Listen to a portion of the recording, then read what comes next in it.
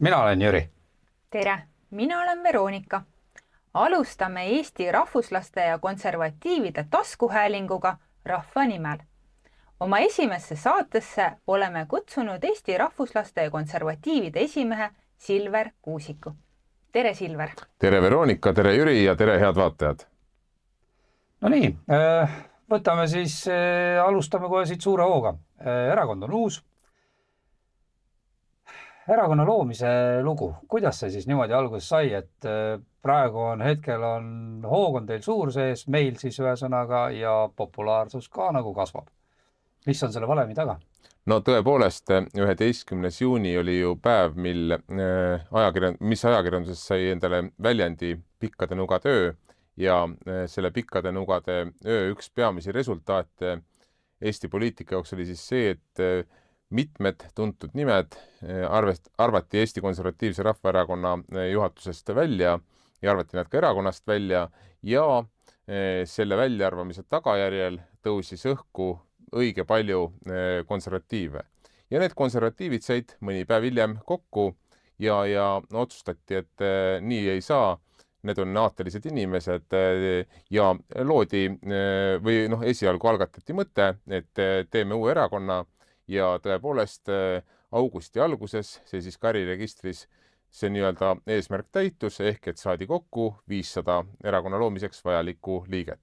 Täna on see tempo olnud jätkuvalt nii-öelda edukas ehk et oleme siis 600 külje all oma liikmetega ja käib ka siis selline erakonna struktuuri tugev üles ehitamine, nii nagu see teistel erakondadel on, et kõigepealt on ringkonnad, ehitame neid ringkondi üles, 2 ringkonda on loodud ja oktoobri jooksul tean, et tuleb 3 tükki veel siin, eks aasta lõpuks võiks vast siin 7-8 peale ära jõuda.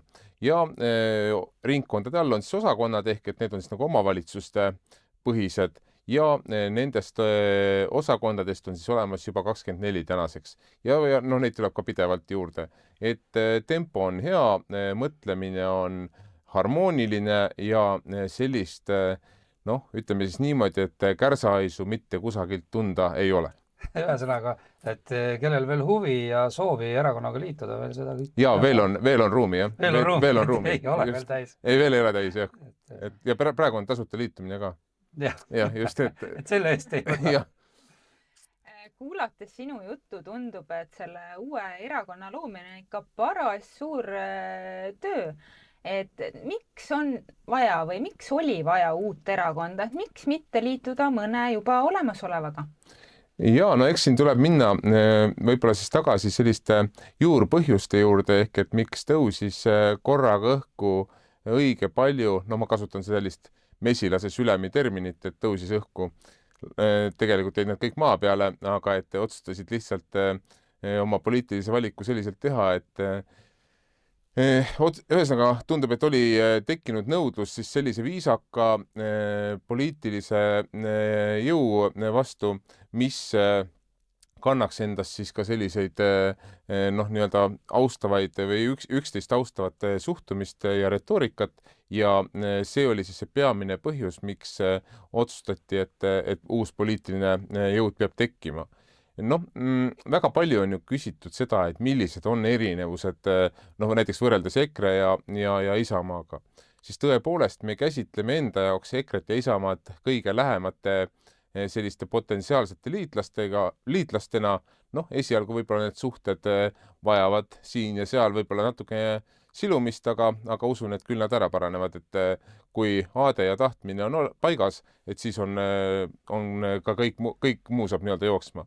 Aga et erinevad siis neist, me räägime nii-öelda rahvustervikust. Ja rahvustervikus tähendab siis põhimõtteliselt seda, või rahvusterviklikkus, et kui on nüüd konservatiivid ja liberaalid või vasakpoolsed ja parempoolsed, siis meie jaoks enne seda esmalt tuleb ennast identifitseerida eestlasena ja alles siis tulevad liberaalid või konservatiivid või vasak- või parempoolsed.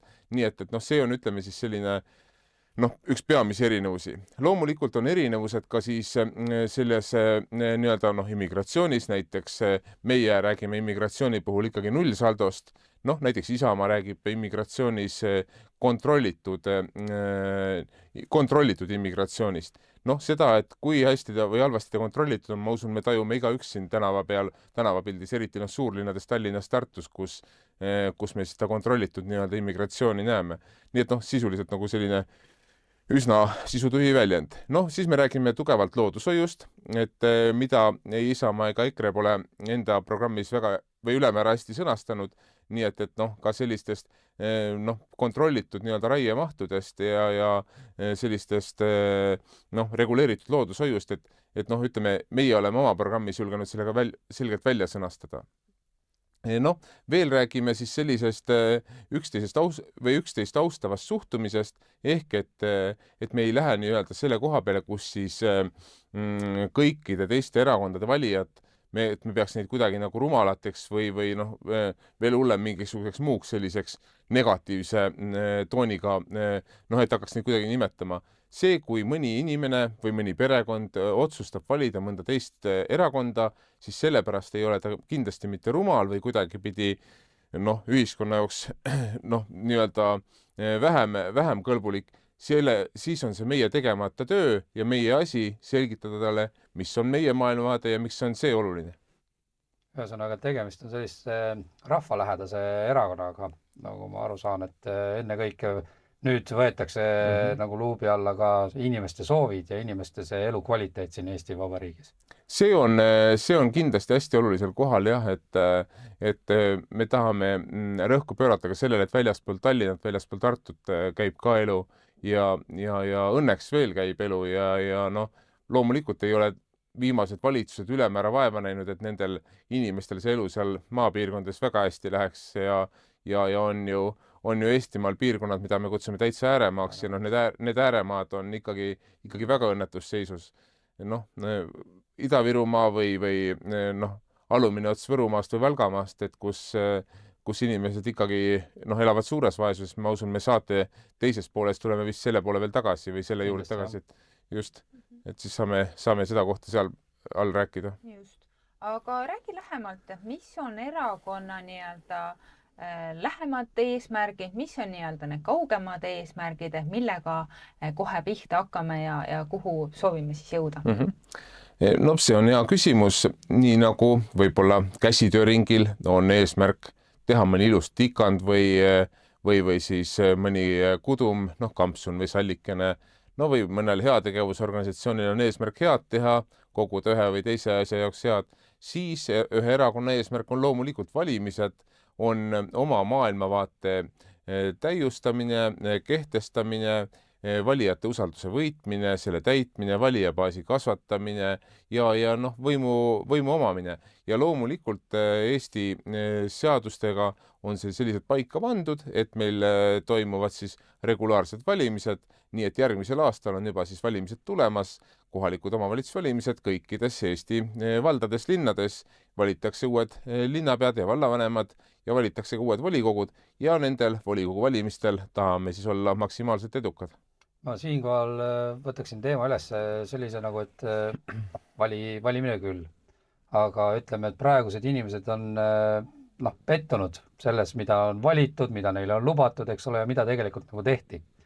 Et selline poliitkultuur, kuidas see nagu meie erakonnaga nagu kokku läheb selline poliitkultuur ja kas kolistame ämbreid või võtame midagi nagu ka õppida? Jällegi väga hea küsimus, tuleb kiita häid saatejuhte, aga tuleb öelda, et 40% valijatest on stabiilselt pettunud ja minu arvates see protsent isegi suureneb, ehk inimesed, kes siis ütlevad, et meie valima ei lähe, meist nagunii ei sõltu midagi. Ja võib-olla asja kõige selline traagilisem külg on see, et võib-olla pahatihti neil ongi õigus, et kui nad selliselt suhtuvad, et nad valima ei lähe, siis sellega arvestavad ka nii-öelda võimu teostavad erakonnad, et nagunii nad ei tule valima.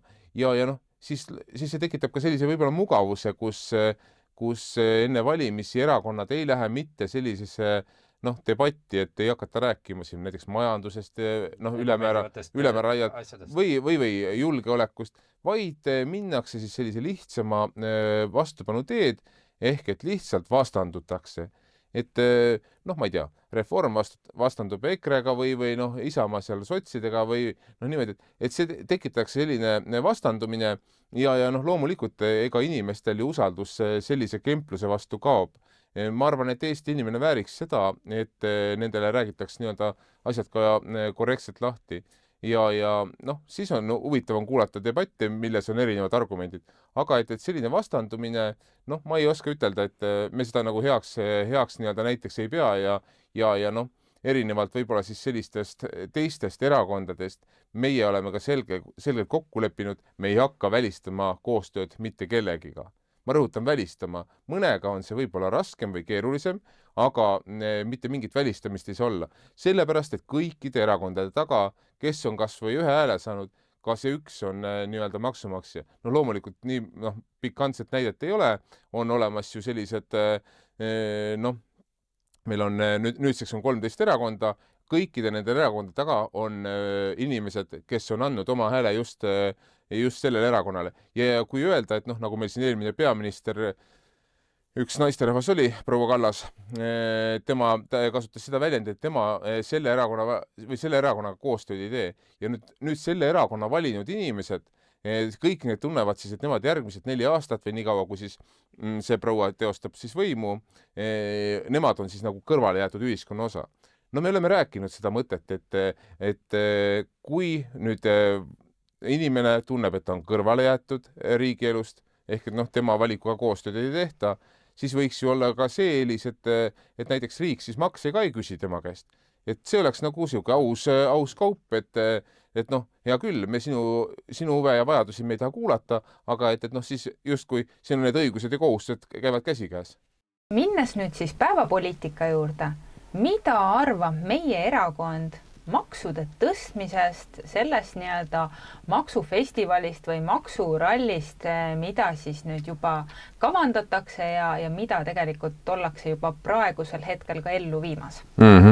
No selleks, et sellele küsimusele ausalt ja objektiivselt vastata, nii nagu ikka vastama peab, siis tuleb ju rääkida sellest, et mida meie ühiskond või siis nii-öelda Eesti pered tunnevad ja mismoodi nad käituvad. Ja noh, siinkohal on täiesti selge, et nii suur, kui on praegu ütleme varanduslik ebavõrdsus, ei ole see mitte kunagi varem olnud. Meil on ülirikkad ja ülivaesed ja ütleme, selline tugev keskklass hakkab vahepealt ära kaduma ja seetõttu noh, meie erakond on ka öelnud välja, et me oleme siis sellise proportsionaalse tulumaksu poolt. Nüüd on, või noh, võtame teise signaali, et võtame ühiskonna nagu peegelduse, võtame Eesti perekonnad, kelle jaoks ju iga noh, nii-öelda erakond peaks tegutsema. Ja nüüd kunagi oli selline Ameerika nagu dream või Ameerika unistus, eks ole, kus, või noh, kapitalismi muster näide, kus siis ühel perekonnal oli korralik oma maja, oli oma auto või oli 2 autot. Pereema oli kodus, kasvatas lapsi, lapsed seal kõik kasvasid suures ilusas aias, mängisid seal, kilkasid, eks ole, ja pereisa nii-öelda läks siis hommikul 8 tööle, tuli 5 tagasi ja tema palgaga oli võimalik kogu see pere ülal ära pidada. Noh, nüüd tuleb meil küsida ilmselt, et kas selline mudel on Eestis jõustunud. Et noh, kui palju on Eestis selliseid peresid, kus selline mudel töötab. Noh, me kõik teame, et neid peresid tõenäoliselt võib-olla ütleme võib-olla ühe käe sõrmedele saab üles lugeda, et on sellised perekonnad, kus pereisa palk on selline, mis suudab kõik ülal pidada. Tegelik reaalsus on see, et noor pere on ju reeglina on ta laenu ohver või laenu nii-öelda ori. Selleks, et toime tulla, selleks peavad mõlemad vanemad tööl käima. Noh, need lapsed reeglina kasvavad ise kodus, siis teevad, mis nad seal siis nii-öelda parasjagu teha oskavad. Pereisa pahatihti on läinud ka siis nii-öelda teisele poole lahte Soome tööle, nimetatakse teda siis Kalevipojaks, teeb ta seal ehitustöid. No see muidugi tähendab seda, et need lapsed siis oma isa näevad siis, noh, kas siis kord nädala lõpus või siis iga 2 nädala tagant nädala lõpus. Ja siis selle, noh, pereema loomulikult suurest sellisest stressist, noh, seal võib olla ka siis see, et ta ei jõua laste juurde ja noh, need perekonnad kipuvad ka sageli selliselt noh, lõhki minema, rebenema, nii et tegelikult pered suurest sellest stressist või mitte hakkama saamisest, see tekitab sellise tohutu nii-öelda nagu järelmi või mõju, mida me tegelikult ei taju, et kui me mingeid makse tõstame, et millise reaktsiooni toob see tegelikult kaasa Eesti ühiskonnas.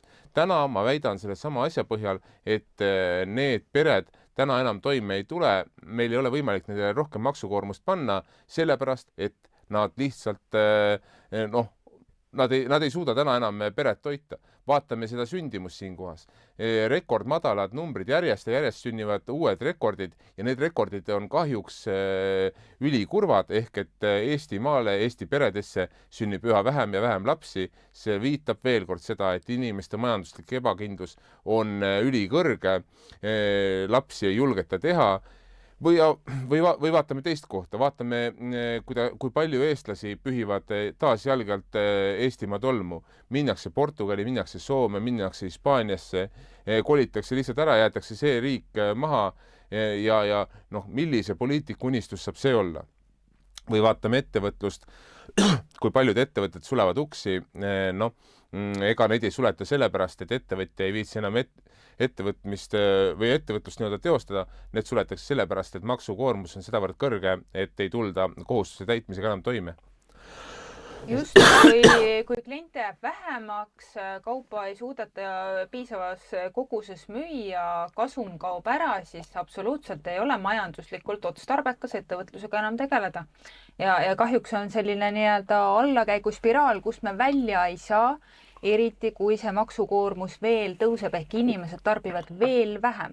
Et kas või siis nii-öelda kütuseaktsiis ka jällegi, mis suurendab ju kulusid transpordile, et kui sa rääkisid siin ka sellest Ameerika unistusest, et kus inimesed elavad maal või linnas, oma majas, neil on peres siis 1 või 2 autot, et kuidas meil sellega nüüd lood on, et eriti kui veel automaks on tulekul, autode vahetus, registreerimistasud, aktsiisi suurenemine. Et see on nagu ühele kodanikule on pandud nagu nii meeletu maksukoormus peale, et sa lihtsalt enam ei teagi, kus seda raha peaks nagu peale tulema nii palju, et üldse normaalselt ja inimlikult ära elada. No ma julgen siinkohal võib-olla välja käia siis selle väite, et Eestimaa julgeolek tegelikult ongi maal.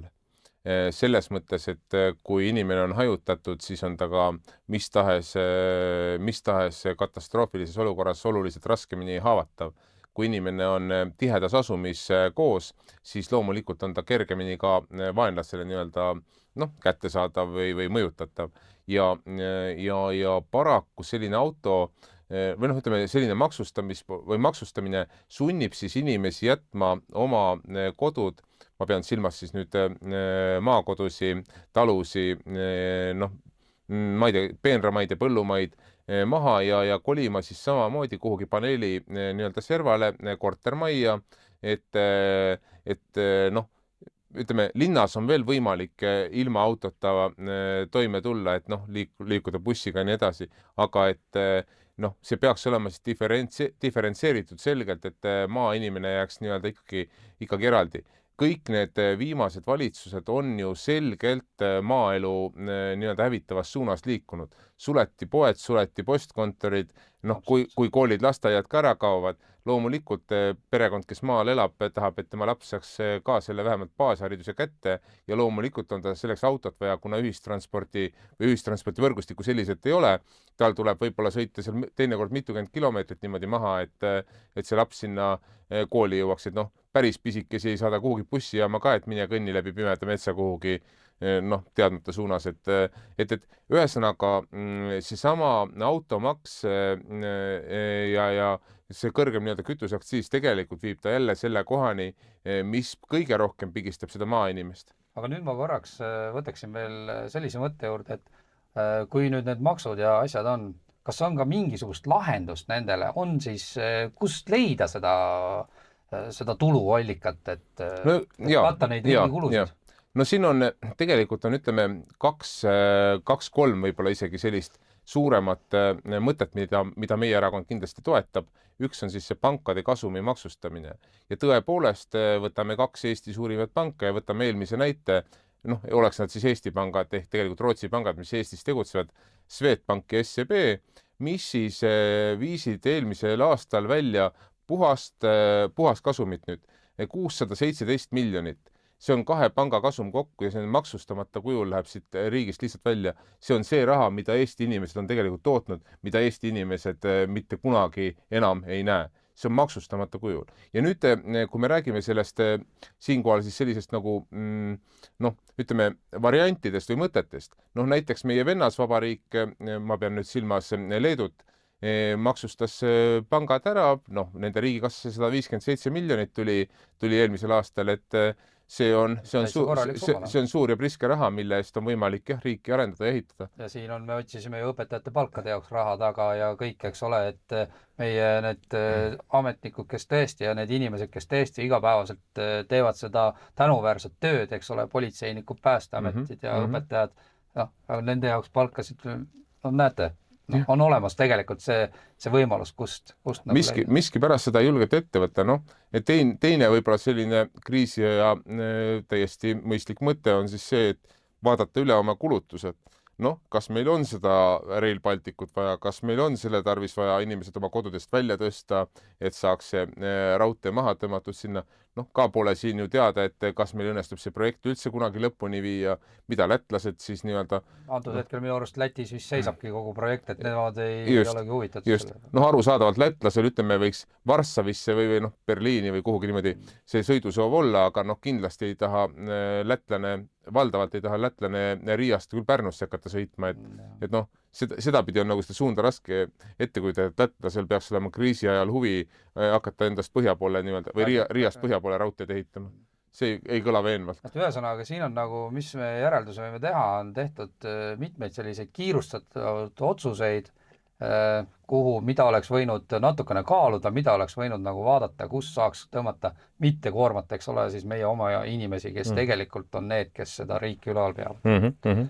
Siis ma usun, et on see nagu niisugune teema, mis on põletav teema veel pikaks ajaks. Ja see on kerge tulu, ma ütlen Leedu näide ju, meil räägitakse, et äkki pank solvub või kuidagi läheb, ei ta solvu midagi, et see on rumal ettekääne või et äkki pank lõpetab siin tegutsemise ära.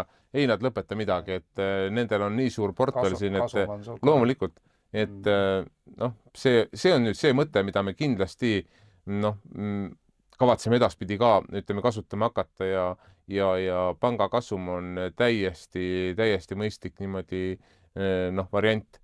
Et muidu, või nüüd ütleme üldse selliste välismaiste kontsernide kasumite maksustamine, see käib täiesti normaalse majanduskeskkonna juurde. Täpselt samamoodi nagu need igasugused Google'id ja teised suurettevõtted, korporatsioonid, kes siin tegutsevad, mitte sentigi ei maksa, aga väikest Eesti ettevõtjad, see peab küürutama maksude all. Et ma usun, et see selline erakonna poliitika on nagu edasi viiv. Ja just.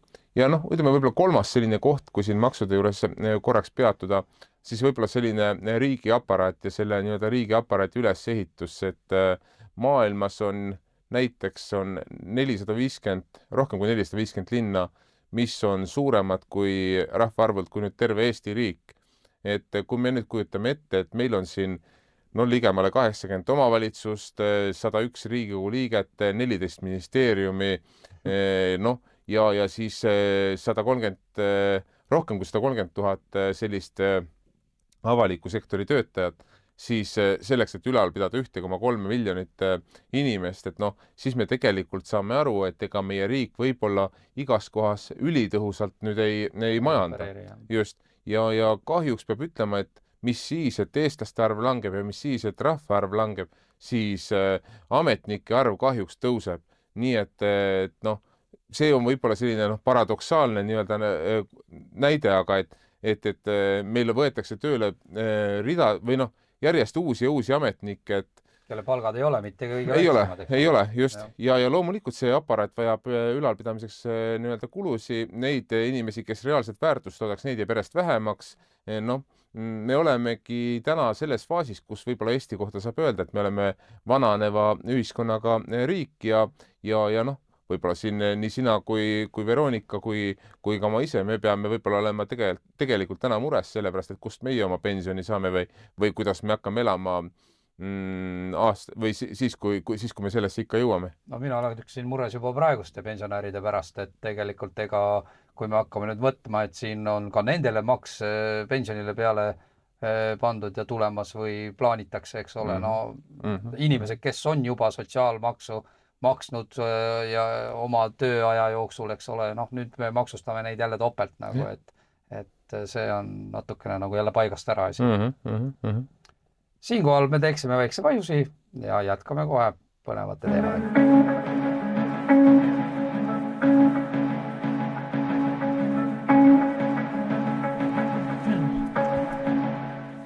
Teatavasti on meie eelarve aukude lappimiseks ja nii-öelda lisarahastuse saamise üks nii-öelda komponente või neid kuluallikaid riigi kaitsevõime tõstmine. Ehk siis meil on raha vaja selleks, et osta varustust ja olla valmis halvimaks.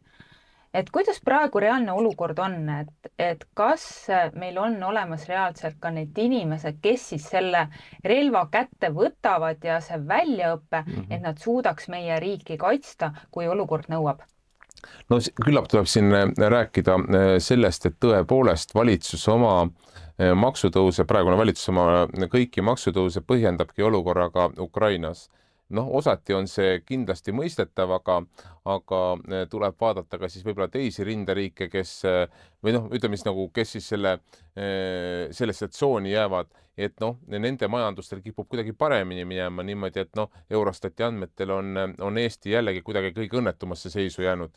See, miks see nii on, ma julgen öelda, et me lähme, ütleme sellise kohati ka oma võib-olla, ma ei mõtle mitte meie lähme, vaid valitsus läheb ka kohati selliste varem tehtud vigade mitte tunnistamise peale ja valitakse siis see lihtsam tee, mis tõepoolest läheb igale eestlasele korda, et põhjendada kõike seda sõjaga Ukrainas. Mis nüüd aga puudutab seda küsimust ennast, et tõepoolest 1,6 miljardi eest hangitakse siis nii-öelda varustust, samal ajal me tõepoolest teame neid näiteid, kus siis ütleme, rohkem kui pooled ajateenistusse jõudnud Eesti mehed ei ole suutelised ära tegema ka näiteks NATO testi.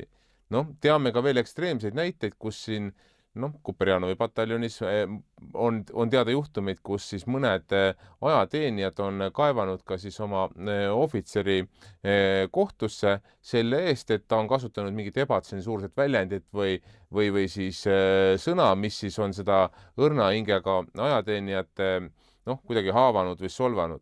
Ja nende sama kahe sellise illustreeritud näite puhul võib-olla tulebki siis nagu küsida, et mille või millist otstarvet siis nüüd täidab see nii-öelda ajateenija. Et ajateenija, kes solvub siis või kelle hing on nii õrn, et ta vajab siis võib-olla advokaadi abi oma hingerahu taastamisel selleks, et ta tundis mingist sõnast ennast riivatuna, siis tuleb tegelikult küsida, et keda me ajateenistuse käigus nii-öelda koolitame. Mis tuleb näiteks sellisest ajateenijast välja, kelle hing on nii õrn, et ma ei kujuta ette. Pauku, eks ole. Ma ei kujutagi ette, jah, ma tahtsingi öelda, et kui peaks pauk ka veel käima, et mis see vaene inimene teeb. Seesama ülekaalulise teema, et see, et miks jõuavad ajateenistusse või miks jõuab järjest madalama füüsilise võimekusega inimesi ja see on päris probleem, see on reaalne nii-öelda küsimus, et sul on jällegi taaskord hea küsimus, et mis paneb või kes hakkab neid nii-öelda seda varustust kandma, kes hakkab selle varustusega sõdima. Teine koht, millest tuleb veel rääkida, üks on siis, et inimene füüsiliselt on võib-olla selline kahjuks rasvunum võib-olla kui kunagi varem, aga tuleb küsida ka seda nii-öelda vaimset aspekti, et kui paljud Eestimaa mehed, ma ütlen siinkohal mehed, sest ma tean, et on väga palju tublisi naisi, kes on valmis riiki kaitsma ja loomulikult on väga palju tublisi mehi, kes samuti ei kõhkle või ei kahtle, et kui peaks tekkima kõige hullem olukord, aga et tuleb vaadata ka seda, et kui palju on neid inimesi või noori mehi, kes mõtlevad, kelle esmamõte ei ole mitte see, et kuhu rindelõiku mina sobitun, vaid kelle mõte on see, et kus minu see valge nii-öelda paat on, mis mind siit minema viib või et kuhu ma liigun. Et tegelikult väga paljudel väga paljudel noortel meestel võib-olla puudub ka, noh, mis noortel meestel, ka võib-olla vanematel meestel, Eesti peredel, et kellel esmamõte on ikkagi see põgenemisplaan. Et noh, võib-olla selline isamaaline noh, nii-öelda riigikaitseline baas lähenemine, et see on nii füüsilises ettevalmistus puudu, kui ka siis sellises vaimses, kus võib-olla seda sinimustvalget ülemäära ei hinnata ja räägitakse võib-olla enda individuaalsetest eesmärkidest kui sellistest riigi või noh, nii-öelda kollegiaalsetest eesmärkidest. Ehk et mulle tundub, et võib-olla see lõhe on suurem kui kunagi varem, et individuaalseid eesmärke hindab iga inimene, aga et kuidas mina riigile nii-öelda kasulik saan olla, et no mis on minu kohustus riigi ees või kodumaa ees, et võib-olla seda poolt on nüüd nagu vähemaks jäänud. Just, et kuhu on kadunud see kaitsetahe? Patriotism. Just, et eks seal tõenäoliselt ole suur roll ka meie valitsuse praegusel tööl ja varasematel tegudel, et kui on tekkinud tunne, et rahvast ikkagi ei hoolita ja neilt üritatakse võtta see 10 nahka, et siis tõepoolest, et kas ma selle riigi pärast tahangi võidelda. Noh, siin me olemegi nagu, tuleme selle valimiste juurde ikkagi jälle tagasi, et tuleb valida ja teha need valikud õiged. Ja noh, muidugi on häbiväärne, kui sulle valimiste ajal aetakse sellist mesijuttu, eks ole, ja inimesed tinistatakse nii-öelda ära ja valitakse, kui saavad valitud, siis tullakse välja hoopis teise retoorikaga. Et noh, muuseas lihtsalt selle sama kaitsetahte juurde veel, et noh, Eesti ajaloost on teada väga palju või väga mitmed sellised, noh, ma ütleks niimoodi, et võitlused või lahingud, kus me tunneme rahvana ennast ühtsetena. Noh, seesama meie nii-öelda vabadussõda, et kus eesrindel olid just nimelt koolipoisid, noored poisid, kes, ja miks see nii oli? See oli sellepärast, et nad olid saanud isamaalise kasvatuse ja nad olid saanud selle sama sinimustvalge kasvatuse, nende veres tiksus see sinimustvalge veri ja see viis nemad nii-öelda rindele. Et kui me küsime täna, et mis on nagu halvasti või mida saaks parandada, siis Eesti haridussüsteem tegelikult peaks väga tugevalt sellesama sinimustvalge mängu tooma, loomulikult tooma mängu ka meie vajadused, need meie nii-öelda kangelaslikud lahingud. On need siis Sinimäed või on need siis on seesama nii-öelda vabadusvõitlus, aga et meil on ajaloos väga häid näiteid, kus noored poisid on just olnud need, kelle taga hakkavad ka vanemad mehed koonduma. Nii et see on see koht, mis peab paika saama. Kõik mainisid siin haridust ka, et tegelikult see on ju terviksüsteem.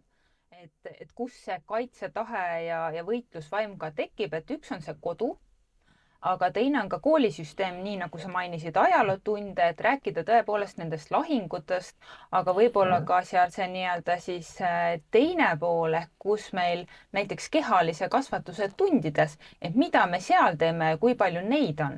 Et isiklikust kogemusest võin ka öelda, et esimese klassi lapsel on ainult üks kehalise kasvatuse tund nädalas, et kui nad tulevad lasteaias, kus nad saavad iga päev õues tund aega olla ja liiguvad päris palju, siis koolis jääb neid tunde üsna väheks.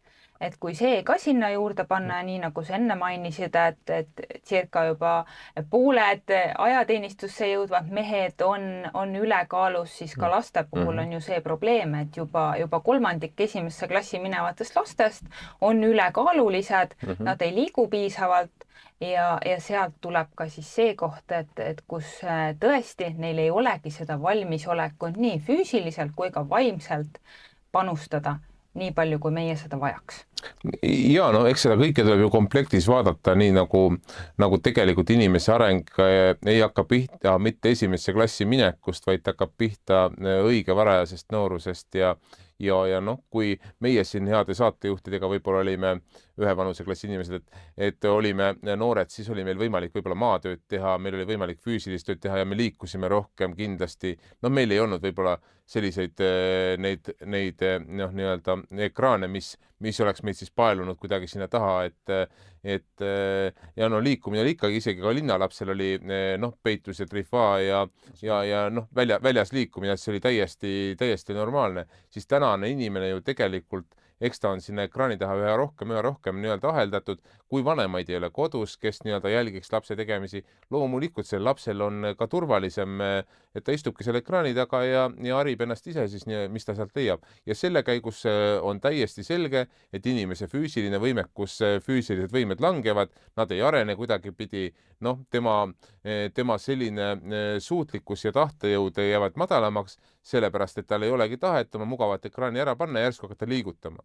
Ja nüüd edasi sealt kooliharidussüsteemi juurde, et tõepoolest peaks olema niimoodi, et kui täna on meil need suured spordikompleksid, mis on hommikuti isegi tühjad või pooltühjad, et oleks võimalused olemas nendele nii-öelda lastele, ja mina ütlen küll niimoodi, et sa tood näite, et sul on 1 tund nädalas, see 3-4 päeva, proovid ära lihtsalt, et kuidas laps siis tunneb, kui kehaline kasvatus on näiteks koolipäeva alguses, mitte reedel viimane tund, vaid et iga koolipäeva alguses, kuidas tema keha läheb käima ja mõõta ja vaadata, et kuidas siis selle lapse tulemused hariduses, kuidas tema mälu paraneb, terves kehas terve vaim, see on läbiproovitud asi ja inimene suudab keskenduda, kontsentreeruda, ta on ära jooksnud võib-olla ka siis sellise oma sellise üleliigse energia ja ta suudab teha õppetööd.